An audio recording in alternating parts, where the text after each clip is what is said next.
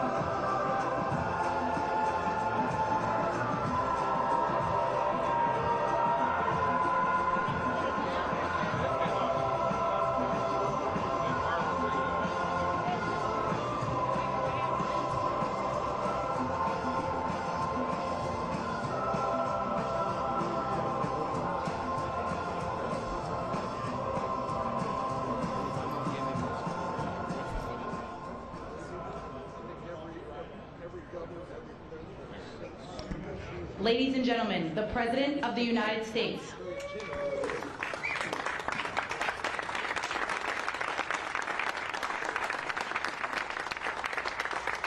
Hello, everybody. Thank you very much. Thank you. What a friendly group this is. No Democrats are here, right? Well, I want to thank everybody. This has been a labor of love. You know, we took over a building that was not properly taken care of. It just wasn't. It's a very special building, and we are taking care of it. This was grass, and when you have a news conference, and this was going on for many years, but everybody would just sink into the mud. It was extremely luxurious grass, especially when it was raining, because you'd go down about 5 inches into the mud. And when we had a press conference here, all the press standing back there, they'd be cursing me. The women would be lifting up their shoes, saying, "You've destroyed my shoes, this is terrible." So we got a stone that's the exact same stone and color as the White House itself, because we wanted the friendly feeling of that light color. And it reflects the sun, and it keeps you cool even in the summer. And we've had press conferences. We finished it about a month ago. This is, as you see over here, the Presidential Walk of Fame. And we had this long wall with half windows because that used to be a swimming pool on the other side of the wall. That was the swimming pool where Jackie would say, "I hear women inside." Are women inside? Quite famous. I'm not saying anything. This was a part of a movie. And the Secret Service said, "No, ma'am. There's no women inside, ma'am. I'm sorry, ma'am. You're going to have to move along." "But I hear women inside." "No, ma'am. You'll have to move along, ma'am." So that was the famous swimming pool. Now it's even worse. It's for the media. They covered the pool up. They covered the pool up, and now it's for the media. And I think we have a small representative group. I don't think they allowed the rest of them. I can't believe it. What happened? They're all on the other side of the wall. Can you believe it? Because this is supposed to be sort of a private event. And there is no such thing in politics as a private event. Lindsey, you learned that a long time ago, right? The great Lindsey Graham. Doing fantastic. You're up 34 points, Lindsey. That's right. Thank you. It's not bad, I'll tell you. It's not bad. So we did the Presidential Walk of Fame from the great George Washington all the way to, well, I think we have to rate him above me. So it's less than great, less than George. Somebody went up there and they say, "You're the third best president in the United States." This was on television, third best. And they said, "Who are the first two?" "George Washington and Abraham Lincoln." And I got extremely angry at this man. You know, you can't. It's going to be tough to beat, Mr. Senator. It's going to be John. It's going to be very tough to beat Washington and Lincoln, but we're going to give it a try, right? Hey, they didn't put out 8 wars, 9 coming. All right, we put out 8 wars, and the 9th is coming. Believe it or not.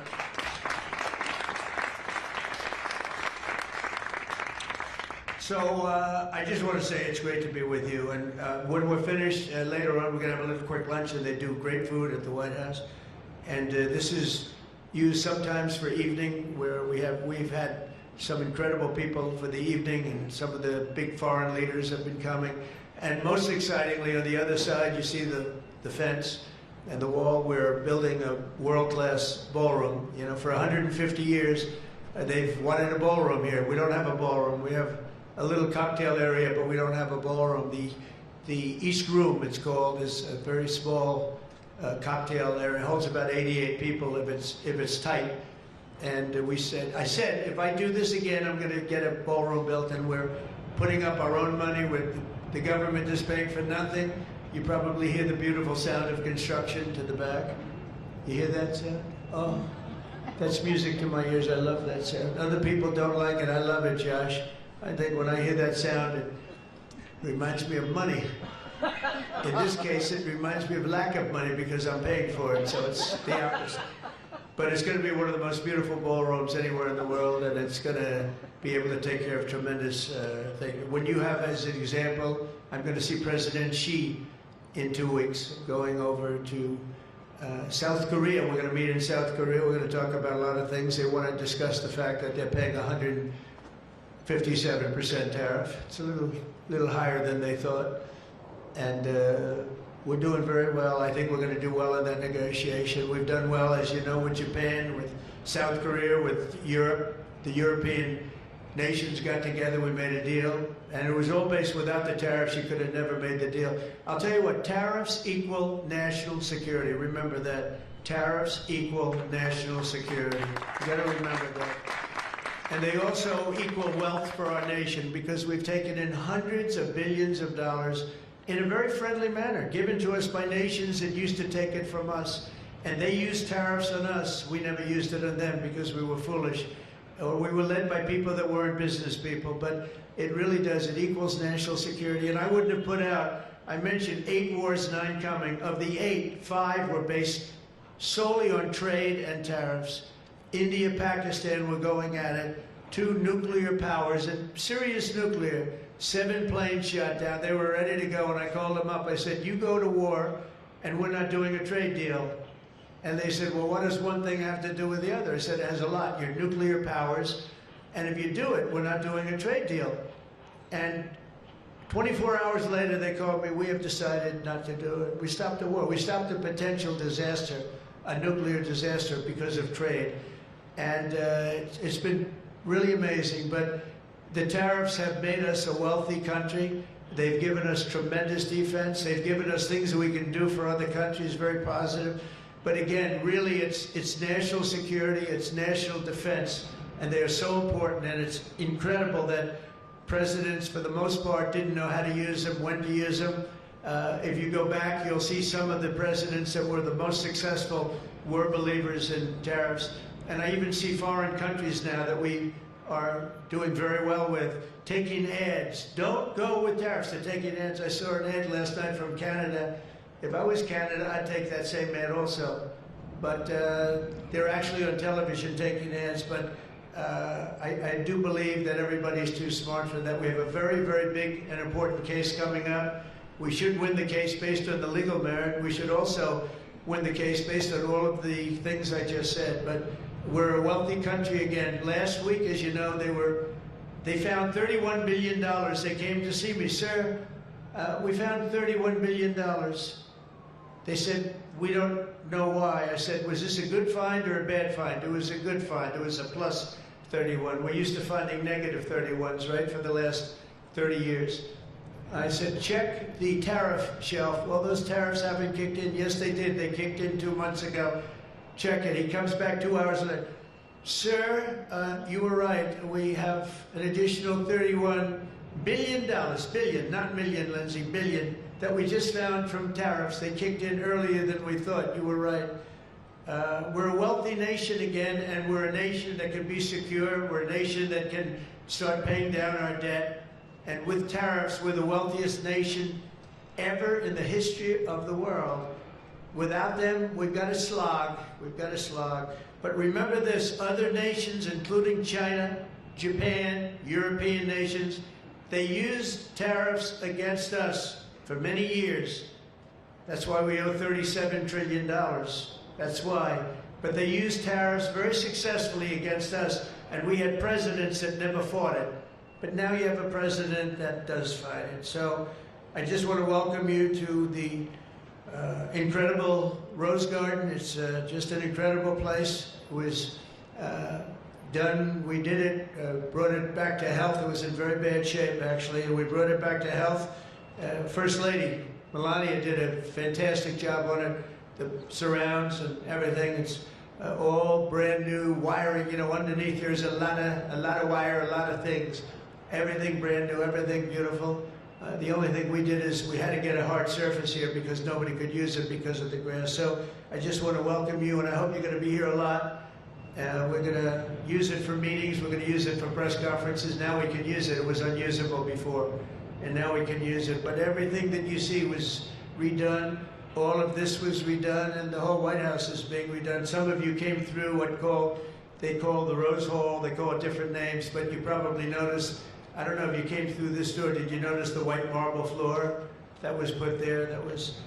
That was made out of Home Depot tiles, about 1 foot by 1 foot. They were all broken, about 30 years old. And I replaced it with book-matched marble, paid for by your friend, President Trump. It's like, it's amazing how people like it when you say you paid for it. When I say I paid for it, they say, oh, I love it. But it really, they did a beautiful job. The great great talents. They're very talented marble people I have, and they replaced it with beautiful Paradiso marble and statuary marble, and it's really, really beautiful. I want to thank the outstanding leadership team, and you really do have that. Majority Leader John Thune, who's been my friend, he really has done an amazing job. Thank you, John. Thank you. Done an amazing job. I didn't get to know John as well in the first term, and I've gotten to know him very well over the last 9 months, John, and you're doing a fantastic job. Thank you very much. Really great. Majority Whip John Barrasso, outstanding man. Thank you, John. Thank you.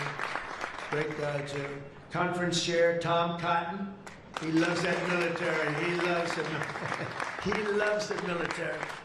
Policy Committee Chair Shelley Moore Capito. Shelley, thank you very much, Shelley. Vice Chair James Langford. Very good, James, thank you. And you know, we have everybody but one person here. You know, everybody showed up. I figured you'd have like, I'd say 40 would have been a good number, right? If everybody, we're just missing one person. You'll never guess who that is. Let me give you, he automatically votes no on everything. He thinks it's good politics. It's really not good politics. He's an automatic no. But I don't know. Look, if he wanted to come, I'd probably let him come, right? I'd let him come. Begrudgingly, but would let him come. And National Republican Senatorial Committee Chair, an unbelievable guy, Tim Scott. You know, Tim, I shouldn't say it because it's so, I don't know if it's going to be. But Tim ran, and he was very effective and very good, but he was on the debate stage and everything else, he was good just because he's good. But he wasn't as good as they thought he was. And when he got out of the race, he endorsed me almost immediately. And I used him as a surrogate, and I wasn't sure if I should because, you know, sometimes I want a total lunatic to get up and fight for me. And Tim is a really good person. So I wasn't sure, and I put him on the stage, and he ripped the heart out of everybody. He was so brutal. He was so unbelievable. It turned out to be absolutely one of my best surrogates, and it includes a lot of you people that were here. You were all surrogates. But Tim ripped these people apart. And after watching 2 or 3 times, then I wanted him all the time, right, Susie? I said, I want Tim Scott, get up there. But he was so good, and I said to him, Tim, when you fought for yourself, you were much different. When you fought for me, you were a tiger. You were like unstoppable. You were, really was. You all saw that. What's the difference? He said, I've never liked selling myself. And I love selling somebody that I really do believe in. I really believe in you. And I just felt that way. And it was so nice the way he expressed it. And I want to tell you, you are a champion. You are a winner, and congratulations. Thank you very much. I never love telling that story because I'm not sure if it's a good or a bad story, but I'm telling you, you are an amazing guy, and you fought for me so hard, and I really appreciate it. You got to be my #1 choice, Tim. So something happened. I appreciate it. And you're doing great doing what you're doing right now. I also want to thank the entire Senate Republican Conference for your tremendous work on confirmations. Boy, did we have a couple of weeks, huh? We had some, I signed like 150 of them, and I didn't use an auto pen, by the way. I signed. You know, when you're signing these important, like a general getting approved from 3-star to 4-star and all of these different things and big confirmations and, you know, big stuff, you really have an obligation to actually sign it, I think. You probably noticed right there, number 46, we put up, right? We put up a little bit of an auto pen. We have 46, we have 45, we have 47. It's very interesting. You have 46 as an auto pen. It's up there. It stays up there. People like it. It's probably going to stay up there for a long time. And I know you're looking into that. And by the way, the auto pen person said he never spoke to Biden. He worked the auto pen. You're not allowed to do that. So if you're looking at anything, just remember it. And remember, they treated us very badly. They treated us very, very badly. So I think you're allowed to just report the truth, including the confirming of my cabinet much faster than first time. I mean, we went so fast, and I give John Thune and all of you credit for that. It was amazing. All of a sudden, I was calling John, I've got to get him approved. come on, John, because I was getting like one every 2 weeks. And you know, I had people, they left their job and they left everything and it looked like they were, all of a sudden, it was like an avalanche. They walked in, James and James, my double James, I call them. They walk in and they had like so many of them. I said, you gotta be kidding. Is this like, are you for real, right, James? John Thune did his job and you got them all done and you have all those people out there working now, and instead of being very upset with the fact that we couldn't get them approved quickly. So I really appreciate it. You used a method that I wish you could use on U.S. attorneys. You know, I have 10 U.S. attorneys who are phenomenal, phenomenal. A Harvard, a Yale, a this, a that, all top. And the problem is they're not gonna ever be confirmed, I guess. I put them in, they'll be there for 3 or 4 months, whatever, and then they have to leave. Because anytime you have, as you know, anytime you have a Democrat senator, not even 2, just 1, they'll say because of the time we're in, we're not approving that person. We're not approving, they never do. They won't approve. And therefore, because of blue slip, I have to tell the person after 3 months, I'm sorry, you'll have to leave. And I put somebody else in. And I've had Democrat senators say the only one who'll ever approve is a Democrat. This is not constitutional. And you really, I hope you can look at that blue slip thing, because I have 10 people that are phenomenal, and they're gonna have to leave office. Highly educated, top of their class, everything, and they're gonna have a mark on their career that they were a U.S. attorney for 3 months or 4 months, and then they had to leave. And that's so unfair. It's unfair to the public, because the public voted for me in a landslide, and I'm supposed to be picking the U.S. attorneys, and this goes for judges also. But actually more so even for the U.S. attorney with the blue slip.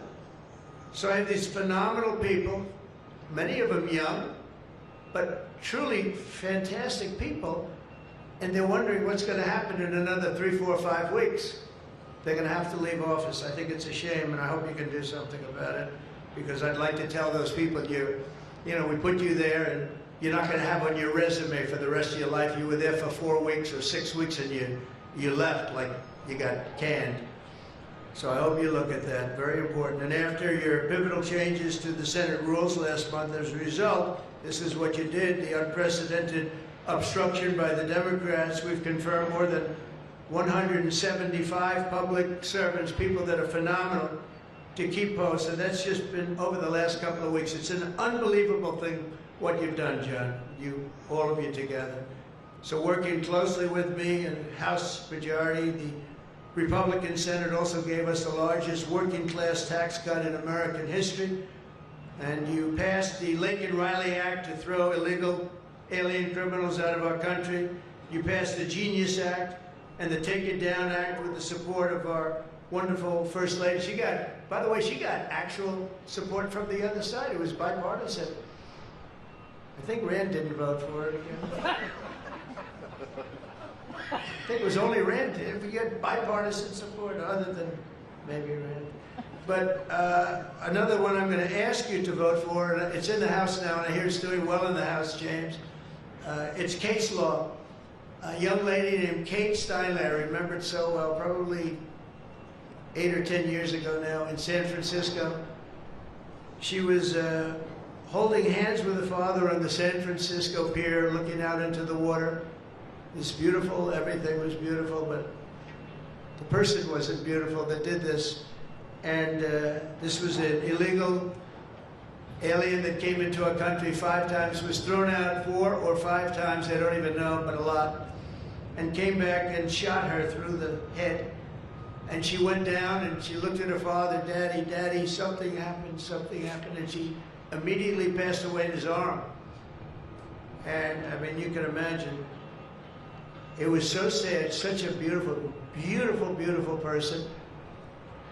Father was destroyed, you know, virtually destroyed.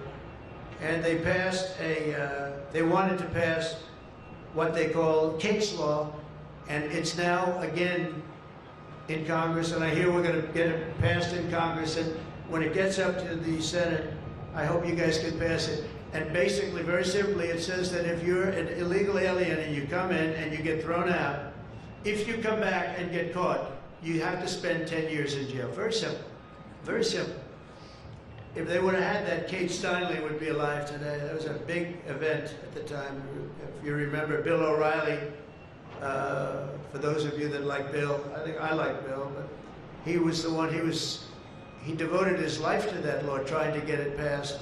I think it's time that we pass it, so that if you get taken out of the country and you come back illegally, knowing that this law is in existence, you go to jail for a 10-year period, and it's going to keep the repeat offenders from coming in. It's going to really keep them from coming in. Senate Republicans have already voted 11 times to get our government back and open for business. We have record business. We're going to be, I think, by the time I hit month number 12, I think we're going to have $20 trillion of investment. We're over 17 right now. As an example, President Biden had less than $1 trillion for 4 years. We're going to have $20 trillion in less than 12 months, and we're over 17 trillion right now. So it's the largest amount in our country by far, by many times. That's in our country. But here's the one. It's the largest amount in the history of the world. There's never been a country that's had anywhere near 17, or it will be 20, and it's going up fast. A lot of it's because of tariffs, because they're coming in because they don't want to pay tariffs. In other words, they make their product in a certain country, and they used to just send it in here, and there was no charge, absolutely. Now, if they have to pay a 20%, 30%, 50%, 100%, or 2% tariff, they say, well, it's better if I build my plant in the United States. It always amazed me I did this first term. We had the greatest economy in the history of our country in first term. We had COVID, and we did a good job with that. That was a curse for every country in the world. It was terrible. But we had the greatest economy we ever had. But if you remember, I started the tariffs, but I held it off because it wouldn't have exactly been good at the time to tell France, you know what they were going through, you know what Spain was going through, and Italy was going through. That, by the way, we're going to charge you tariffs. But I had started the process. We were going, the country was doing good, and I took in hundreds of billions of dollars from China. I put the full tariffs on China. Biden left the tariffs because he couldn't, it was too much money, but they gave so many exceptions that they were essentially meaningless. In other words, here's the tariffs, but you don't have to pay if you look at somebody the wrong way. You don't have to pay, so they didn't pay very much. But with me, they were paying hundreds of billions of dollars. And again, I have a great relationship with President Xi. I expect to be able to make a good deal with him, and I want him to make a good deal for China, but it's got to be fair. For years, they were making $500, $600, $700 billion. $700 billion, and we'd be making nothing. It was a one-sided, honestly, we built their military. We built China's military with the money that we lost for so many years getting ripped off. So now we're going to have a fair deal, and I think we're going to have a very successful meeting. Certainly there are a lot of people that are waiting for it. Maybe it won't happen. Maybe it won't happen. Things can happen where, for instance, maybe somebody will say, I don't want to meet, it's too nasty. But it's really not nasty, it's just business, and we're gonna do a good job representing you people and representing the people of our country. Unfortunately, in a craven and pointless act of partisan spite, Chuck Schumer, who I've known for a long time, and the radical left Democrats are holding the entire federal government hostage to appease the extremists in their party. And they are extreme. I mean, I've never seen anything like it. They're extreme, and you know what? We had a landslide election. We won the popular vote by a lot. We won the swing states, all 7. Remember, they said, oh, if Trump could get 3 swing states, he'd be... And, well, I didn't get 3, I got 7. We got all 7 by a lot, by record numbers. We won the Electoral College, 312 votes. They said, it's very hard for a Republican. It's harder for a Republican. Although now I think we've swapped it. I think it's now harder for a Democrat. Because if you see what we've done with the Hispanics, with the black workers and black men, and recently a poll came out with black men and women were doing so well. You know, they want security. They don't want to have their city destroyed. Women in Chicago, beautiful black women walking around with red MAGA hats because they don't want to be mugged and shot and everything else. And then you see a Democrat get up and tell you how safe it is in Chicago. You know, they've had, in a fairly short period of time, 4,000 murders. This is over a short period of time. 4,000 murders. And they had a holiday where they had 28 people killed and almost 100 shot. And then you listen to this guy, Pritzker. I've known the family for a long time. They threw him out because he was no good, and he became governor. He's got money through the family. He didn't make, he's got money through the family. But they threw him out, he became governor. I said, I wonder how he's going to do. It's a crime palace, it's a shame. And you know what we did in D.C. is unbelievable. You people, you can walk down the middle of the street, Mr. Senator, you can walk down, you can have your wife meet you at the restaurant and she's not going to be accosted, shot, beat up, raped.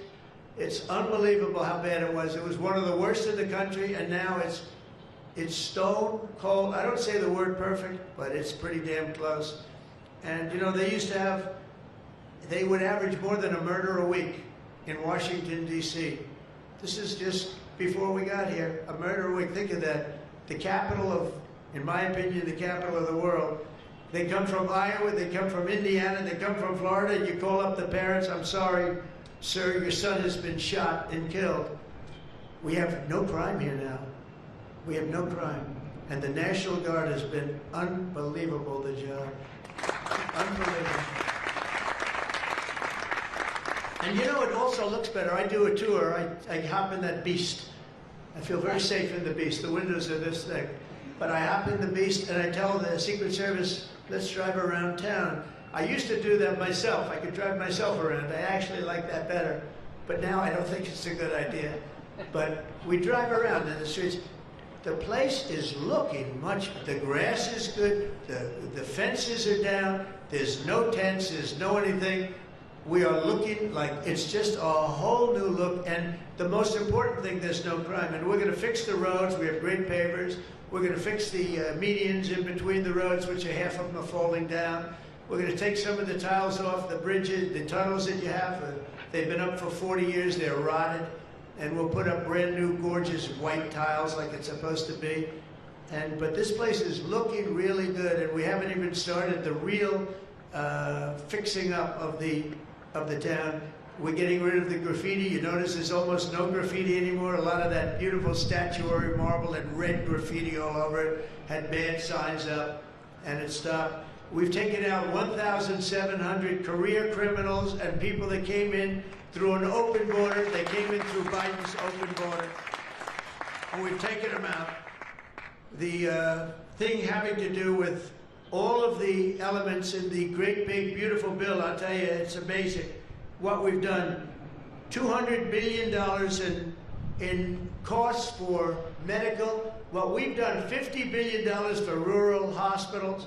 And remember, no tax on tips, no tax on Social Security, no tax on, think of all of these things that we've done.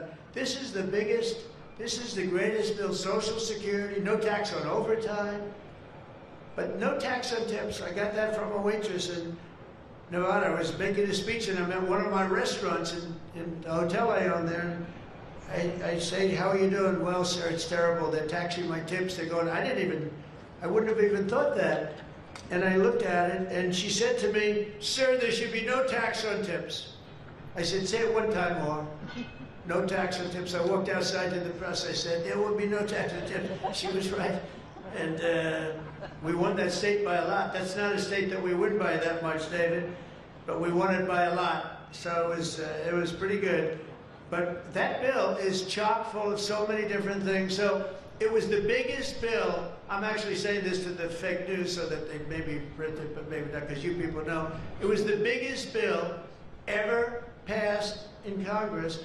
And what we did was a little risky. We put everything into the bill, John, right?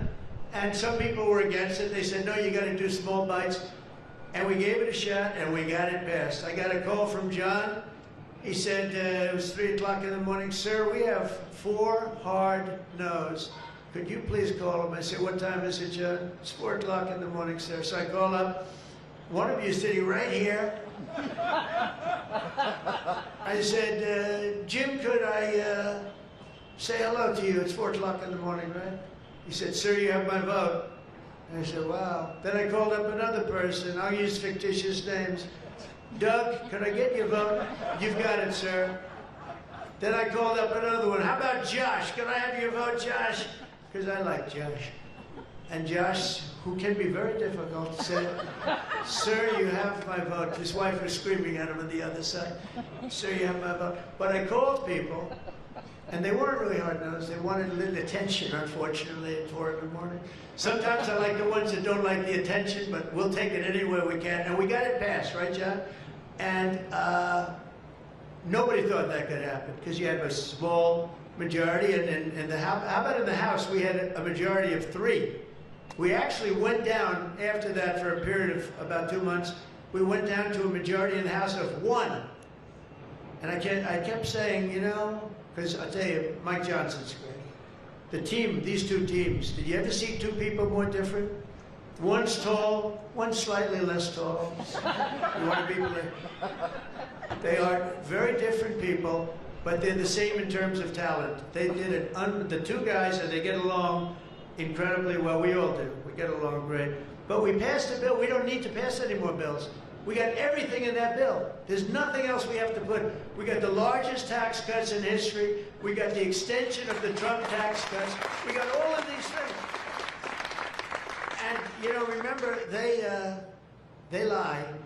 They will look at I saw it the other day, they were talking about, I call it the great big beautiful bill, but that's what it is, the great big beautiful, the biggest bill ever passed.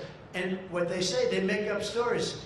And I saw they were interviewing a senator, and they said, well, what's wrong with their bill? He didn't know what to say, because there's nothing he could say. It covers everything. He said, death, death. It brings death. Now, if I'm a regular person and I hear that, I say, oh, that's terrible. But it's just the opposite. It brings life. It brings Medicaid, Medicare, Social Security. It secures all those things. And they just are so bad. You know, they said death. It was like death. And there's nothing about death. Theirs is death. Because they're going to lose Medicaid. They're going to lose Social Security. They're going to lose Medicare. All of those things are going to be gone because the whole country would be bankrupt. And you're not going to have any kind of medical insurance. So with us, it's the opposite. And it's a great bill. We don't need any more. And I want to just say from the beginning, our message has been very simple. We will not be extorted on this crazy plot of theirs. They've never done this before. Nobody has. You always vote for an extension. Chuck Schumer and the Senate Democrats need to vote for the clean, bipartisan CR and reopen our government. It's got to be reopened right now. We're not doing that. They are the obstructionists. And the reason they're doing it is because we're doing so well. We're doing well all over the world. We're doing well with the close to $20 trillion that I just told you about. It will be that number, but even if you take it down to over 17, that's a guarantee. We're doing well with everything. Car plants are pouring back into our country. AI plants, we're leading, we're dominating China right now in AI. And I did something that I think you'd like, because we have an old grid, it's a tired grid. It doesn't have the juice that you need to fire up these plants. You know, these plants will need more than double the energy we have right now for the whole country. That's how big it is. And we can't do that. There's no way we can do that. China's building right now 52 power stations. But I did something better. I'm letting everybody build their own power plant so they'll become like an electric utility in addition to AI. But if they want to build their own plant and we get their approvals within less than a month, it used to take 5 years prior to rejection. Sometimes a guy in Louisiana, they had one that took 12 years and then they got rejected. I got it approved in 2 weeks when I got into office. That was the first term. And the plant is up now, and it's been a great thing for the state. I did it twice, actually. I got 2 of them that were dead after 12 years, and I got them approved, both of them, in less than a week. And that's what we're doing. Lee Zeldin, by the way, is doing a phenomenal job, Environmental Commission, I have to tell you. He knows that we have to get them fast, and we're getting them fast. So we're leading China in the AI race by a lot. Under Biden, Democrats voted 13 times for continuing resolutions to keep the government open. And all we want is simply to ask them to do it once again. They always voted for it. They never voted against it. Nobody votes against it. But they do that, and they do. It's partially my fault. I mean, I'm watching you, and I'm looking at all these great faces that I've seen. Really great people. I think with few exceptions, a couple of you I don't like that much, but with few exceptions, great people. And you look at what they do, and you look at the game they play, and it's a horrible game. And, you know, we have the hottest country ever. This is the hottest country anywhere in the world. And I say this, I'm sure you've heard me say it, but I was over in the Middle East, and the King of Saudi Arabia and others also said essentially the same thing. They said, you know, President, a year and a half ago, your country was dead. We never thought we'd see this. And right now, you have the hottest country anywhere in the world. We do. We have the hottest country anywhere in the world, which tells you about leadership, and that includes your leadership. So as you know, my door is always open to anyone. It's not like that AOC, how about her, where she said, she's talking about having rebellions and everything. She said, well, my door is always open. But she's not the leader. I'm sure the leaders felt very nicely about when she said her door is open. Who the hell wants to go into her door anyway? She doesn't know what the hell she's talking about. She's the one that started. You know, I remember, I'll never forget, she never took a course on the environment. And I watched her one day, and she was on television, and said, yes, our planet will be dead within 12 years. That was a long time ago. Our planet was supposed to be dead. Remember the 12-year theory? We were environmentally dead. Now, these people, they've got an agenda that nobody quite understands. The good news is they don't understand it either. They really have no idea. But the people do. The people understand. We're giving you the biggest tax cuts in history. All of these things, it all adds up that we should do fantastically well in the midterm. The only thing wrong with the midterms is that statistically, when you look, a president gets elected, and for some reason, and nobody, even the great John Thune, cannot explain to me, for some reason, even if he's a reasonably good president, and we've had success like nobody, but for some reason, you lose the midterms. I don't know why. I mean, the odds are tremendously against, like 92% or something.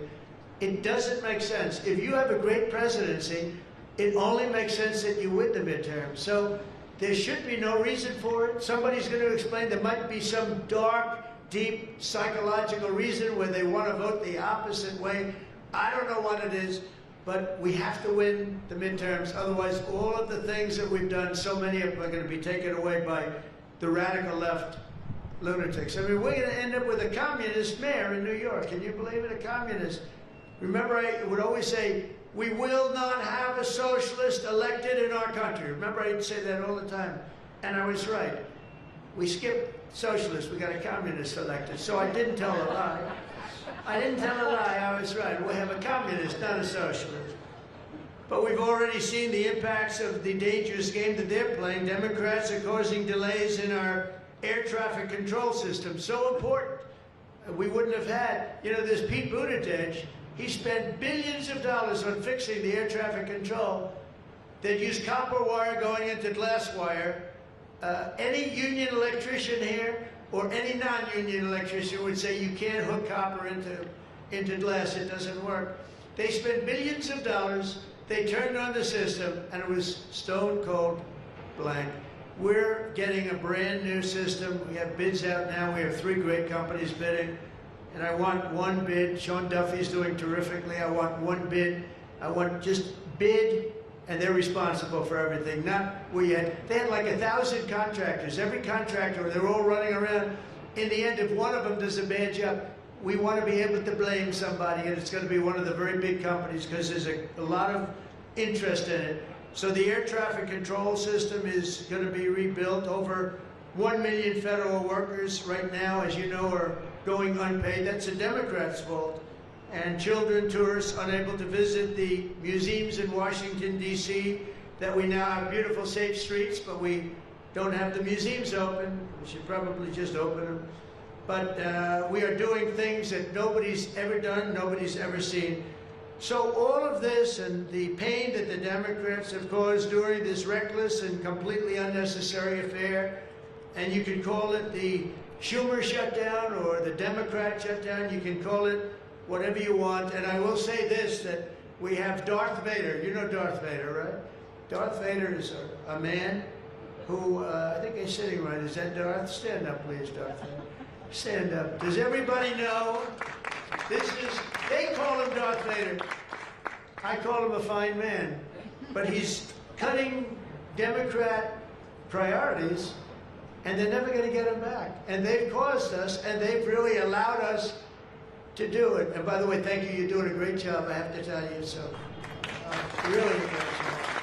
Because many of the things that they're cutting, like the New York project, $20 billion we're cutting it, they're not going to get it back. I mean, they're not going to get a lot of things back. They may not get it back. Maybe we'll talk to them about it. But they're losing all the things that they wanted. But many of the things that they wanted are things that we don't want. The things that are just so bad for our country. And we're cutting those things out. So while they thought they were doing maybe bad, maybe indirectly they're doing good. The cynical comment that they made all over the place, and all of their cynical remarks proves beyond all doubt that Schumer is a calculating political partisan, but we knew that. But he's somebody that's in deep trouble.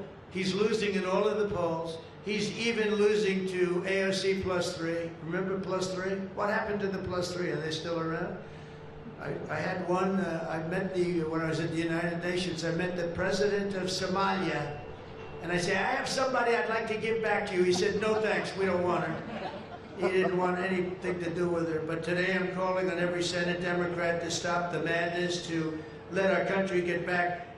In the greatest moment in the history of our country, in terms of wealth, in terms of job creation, and in terms of investment coming in, these guys go on strike. It's really a shame. So I'm asking them to be smart. It's not working. They're getting killed in the polls. The public understands what they're doing. They're doing the wrong thing. And with that, I just want to say welcome to the White House. When we're finished, they do a great job. When they're finished, we're going to all come in. It'll be a little crowded, but that's okay. To the Oval Office, we'll talk a little bit, a couple of minutes. Got some interesting things. And I think I'd like to have, if I could, John come up and say a few words, and we can close it out. And by the way, this is an open mic. It's open to the world. I think they can hear me out in the street. If anybody wants to come up and say after John, say we're all friends, and you can speak your heart out. But we've got to get our government open, and the Democrats are trying to keep it closed. Thank you. John, please. Well, Mr. President, thank you for having us. This is the 4th week of the Democrat shutdown, but we are all here today because your Republican team in the Senate is unified. This is now the longest full shutdown in history, but everybody here has voted now 11 different times to open up the government, and we are going to keep voting to open up the government, and eventually the Democrats, hopefully sooner or later, are going to come around. But Mr. President, your agenda is the right one for this country. This is your team. We are your partners in achieving and implementing the agenda that you campaigned on and the American people voted for. And you just mentioned it has been a series of promises made and promises kept, whether it's national security, whether it's the border, whether it's the economy, taxes, regulations, energy, Trump newborn accounts, school choice. You look at what we've accomplished so far. It is a remarkable, remarkable team and a record of accomplishment that can't be matched. And I would argue, at least in my time here, but perhaps in all of history. So thank you for your leadership, and we will continue to be good partners and work with you to get the work done for the American people. And let's hope that the Democrats get wise, and starting perhaps even today, vote to reopen the government so we can get back to work for the American people. Mr. President, thank you for having us at your home. You have beautiful homes, and thank you for everything you're doing to make this such a beautiful place. This is America's house. We're delighted to be here. Thank you.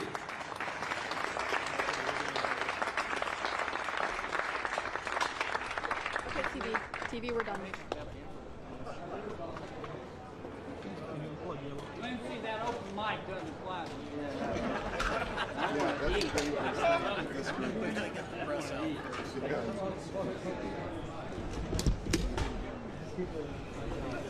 Well, great. So, I'm meeting with the vice premier